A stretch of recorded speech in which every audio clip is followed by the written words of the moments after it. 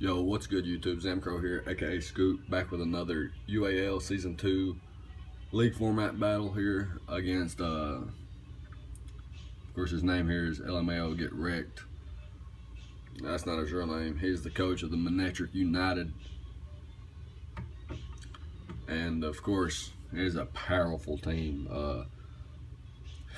He decided to bring his Pillow Swine. And I got Mammal Swine. So that's pretty cool. Got the twin tusk Pokemon on both sides of the field. He's got, of course, Zoroark, Mega Altaria, Rotom Wash, Celebi, and Cofagrigus to go along with him.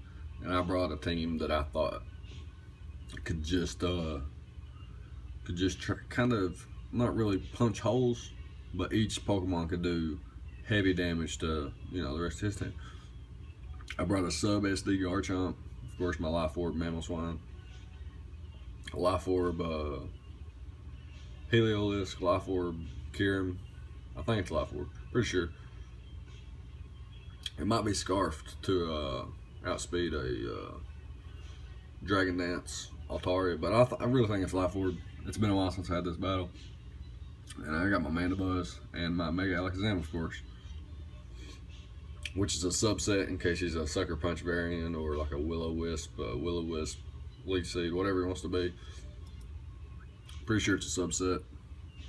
Anyways, I'm going to lead off with my Kyurem, and he's going to lead off with his Celebi, showing that he's probably Scarf. And he brings this thing in. So I am Life Orb, like I said, but I do have enough speed to outspeed the Altaria. He's gonna reveal the superpower here. Pretty cool on his part. Kind of just pretty much trade for trade there. He's gonna put me in range to die from something like a Hyper Voice or a Leaf Storm or like a Dark Pulse from a Life Orb or Specs. And I didn't really expect the Celebi to be Choice Scarf. But of course, he is Choice Scarf Leaf Storm, and it OHKO'd my Heliolisk from the range it was at. And here I'm going to bring in my Garchomp. I'm going to set up a Swords Dance as I predict him to switch out. And then he's going to bring in the Rotom Wash, and he's going to go for the Hydro Pump as I go for the substitute. He misses, and I land my Dragon Claw and do 82%. He goes for the Hydro Pump again, breaks my sub, and I go for the sub again, and he misses his Hydro Pump, and I'm able to knock him out and keep my sub. He brings in the Celebi and goes for the Psychic, breaks my sub, and I go for the Dragon Claw, and I believe I get the lowest row possible here, and he lives on 2%.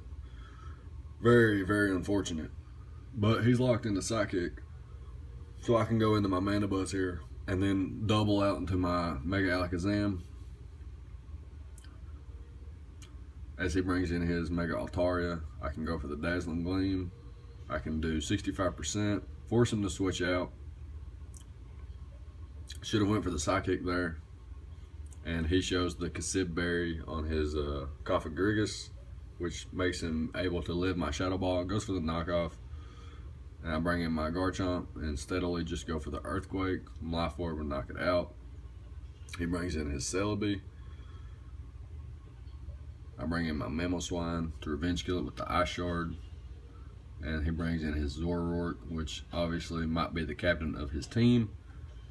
And he knocks me out with the Focus Blast. Now, I sat and thought about this turn for a while. He either has he's either a special attacker or a physical attacker, and I was thinking physical for the Sucker Punch on the Mega Alakazam. Of course, we talked about it after the match, and he said he ran special just because he figured I would prep for the physical, which I didn't really prep for it. Didn't think it was a threat to my team. Of course, it's a threat to figuring out which Pokemon's which on his team, but he didn't use it like that this match, which is totally fine with me. Thought he might lead with it.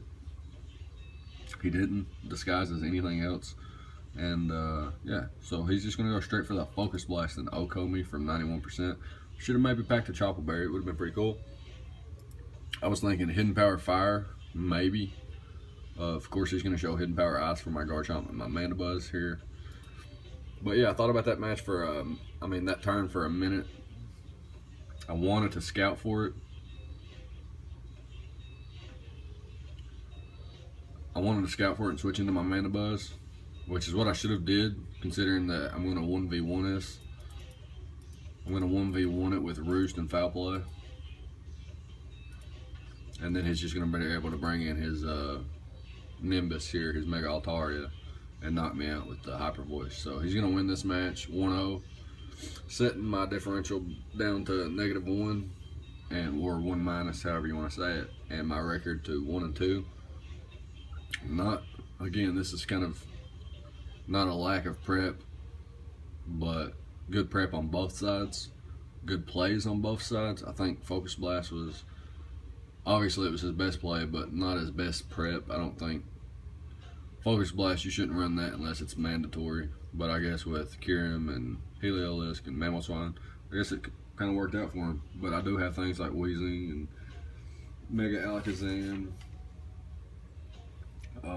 even things, I guess he could carry it for things like Scrafty and Greninja, and probably my Ditto if I was,